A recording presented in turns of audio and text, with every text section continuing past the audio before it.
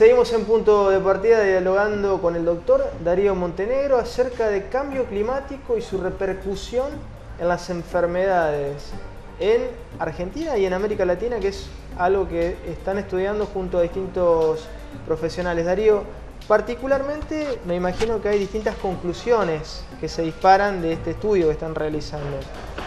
Sí, ¿Cuáles destacarías? Por un lado, en esto del enfoque de riesgo que tiene sobre la salud, la modificación climática y a partir de ahí el desarrollo de estas nuevas infecciones, que no son nuevas, sino que es nuevo que nos afectan en esta zona del mundo. Y por otro lado, el impacto que tiene la comunicación del riesgo en la población. Porque por un lado uno puede decirle a la población, sí, para prevenir el dengue hay que descacharrizar, eso está claro, y obviamente que es una punta a la cual se hace difícil también avanzar, porque también es difícil el descacharrizamiento domiciliario, extremadamente difícil, porque a veces sucede que uno saca los cacharros del patio de su casa y los deja afuera en la vereda y después no tiene el recolector que se los lleve, y cae una lluvia y esos cacharros se vuelven a llenar de agua en lugares muy diminutos, que pueden ser de reservorio para la larva. Sí, también dependemos de la concientización de los vecinos. Exactamente. Eso por un lado, es decir, las estrategias preventivas, el uso de los repelentes en el caso del dengue, el uso de estrategias que, bueno, que efectivamente son preventivas para la aparición de nuevos casos. Pero por otro lado, y lo más macro, que tiene que ver con el desarrollo de cómo evitamos de que esto pase a largo plazo. Claro. Y el tercer punto tiene que ver en cómo comunicamos a la población. Por ejemplo, ante una catástrofe hidroclimática, una lluvia de extremado volumen, como el caso que nosotros estamos estudiando, que fue la inundación de marzo del 2013 en la ciudad de La Plata. Esto no quiere decir que acá no haya habido inundaciones, tal el caso del 2003, etcétera, pero hablamos de una inundación que fue por lluvia, por descarga pluvial, y que provocó numerosas muertes, más que las que se produjeron acá en el 2003, contado lo que fue llamado como muertes colaterales en relación al 2003, y que tuvo que ver también con el cierre de cauces de determinados arroyos y ríos pequeños, afluentes de ríos importantes de la zona, y cómo fue informado esto en la población. Es decir, por un lado, lo preventivo para las enfermedades infecciosas como el dengue, etc. Por otro lado, la situación ante la descarga pluvial y hidroclimática. Y por otro lado, cómo comunicamos a la población una vez producido la crisis hidroclimática.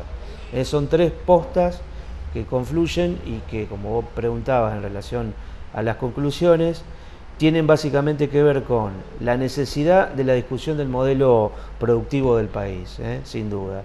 Por otro lado, cómo se codifica esta información a la comunidad, tanto de lo preventivo para las infecciones y cómo se comunica la concientización ante la situación del cambio climático, del calentamiento global. ¿Qué puede hacer cada uno desde lo personal para esto? Y es poco porque yo puedo decir no uso mi vehículo y me voy en bicicleta a mi trabajo. Pero está demostrado que si bien las emisiones de los vehículos particulares es una parte importante en el marco de la responsabilidad global del cambio climático, del calentamiento climático, la industria es la principal responsable. ¿Y qué decimos? A ver, frenamos la industria, y es difícil esto. Pero podés frenar el consumo un poco, ¿no? Sí. O sea, porque la industria depende del excesivo consumo, de la sociedad de consumo. O sea, en todo caso lo que habría que plantearse es un modelo de industrialización más racional. Respetuoso del medio ambiente también, porque cualquier extracción genera un daño a la naturaleza. Ahora, digo, hay una relación, Darío, entre industria y consumo, ¿sí? Permanentemente estamos generando cada vez más consumo de productos electrónicos o de plásticos, o estamos generando cada vez más basura. Obviamente desde lo personal estamos contribuyendo a un efecto negativo en el cambio climático, ¿no? También regular esas cuestiones, si bien es cierto que hay distintas responsabilidades. Un industrial va a tener una responsabilidad mayor que un ciudadano, pero todos tenemos una pequeña cuota, ¿no? Ahí, me parece. Seguramente, sí. Y obviamente que esto también señala la necesidad de los marcos regulatorios para este tipo de cuestiones. De hecho, en varios países sudamericanos, que es donde nosotros estuvimos analizando esta problemática, está claro que en aquellos lugares donde la regulación no existe, claro. Estos fenómenos hidrometeorológicos asociados al cambio climático son espantosos, mucho más espantosos en términos de los daños que producen, no por el volumen, porque acá estamos asistiendo a situaciones similares, en volumen de lluvia, en estragos y demás, sino por la ausencia también del marco regulatorio y también la ausencia de un Estado que dé respuesta. Pero no que se limite solo a decir, bueno, para que no haya dengue hay que descacharrizar.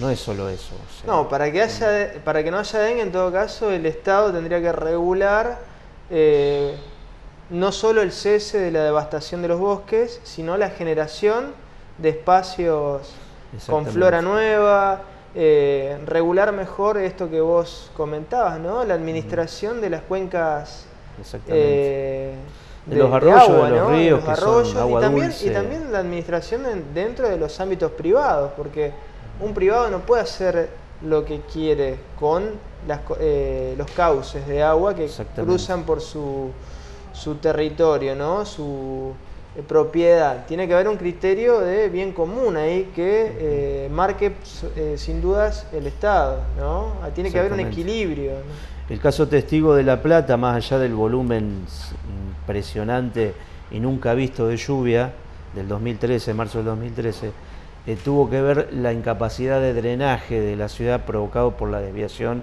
de los cauces. Eso está claro y fue estudiado. Ahora, viéndolo desde el punto de vista de cómo el Estado informa también a la comunidad una vez producido el problema, es decir, cómo gestiona la comunicación del riesgo, ese también es otro punto, porque esa gestión de la comunicación también tiene que ver o nace a partir de cómo es el marco regulatorio. Claro. Si cada uno dice lo que le parece y opina irresponsablemente, no lo digo solo desde los medios de comunicación, porque el Estado también muchas veces lo hace, y no hay un lugar específico para esto. No hablo de un comité de ultra expertos de esto, sino de gente que tenga una información y que pueda ser coherente a la hora de explicar qué es lo que nos está pasando, qué es lo que nos puede llegar a pasar y cómo vamos a hacer para que esto no vuelva a pasar. Porque nos estamos habituando a ver qué hacemos con lo que nos pasó y ahí quedamos. Y no vemos qué vamos a hacer para lo que nos puede llegar a pasar y que no solo depende de obras de infraestructura megalómanas y multimillonarias, que muchas veces son necesarias, pero no solo depende de eso.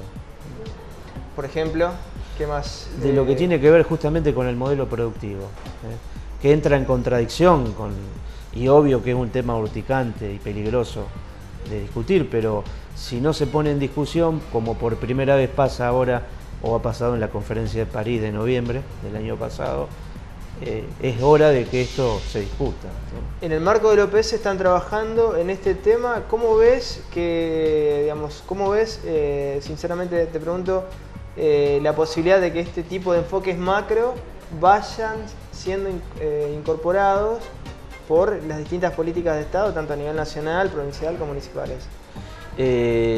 Yo creo que estamos en un punto intermedio o una transición hacia eso. Lo que nos preocupa es que se sucedan demasiados eventos catastróficos para que tomemos conciencia de lo que está pasando. Creo que hay algunas iniciativas de energías renovables, saludables, limpias en nuestra provincia.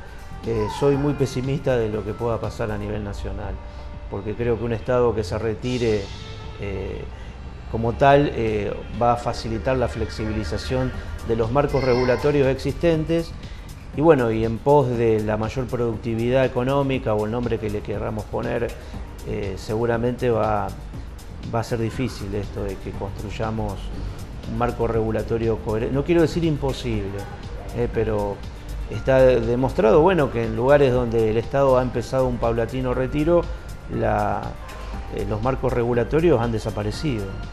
Sin duda. Darío, muchísimas gracias por estos minutos y seguramente lo vamos a seguir. El enfoque es sumamente interesante. Así que lo vamos a seguir dialogando aquí en Punto de Partida en otra edición. Hasta aquí llegamos con este programa. Nos volveremos a encontrar el próximo lunes a las 23 por la pantalla de Canal 2 Veo de Cable Video Digital. Hasta entonces.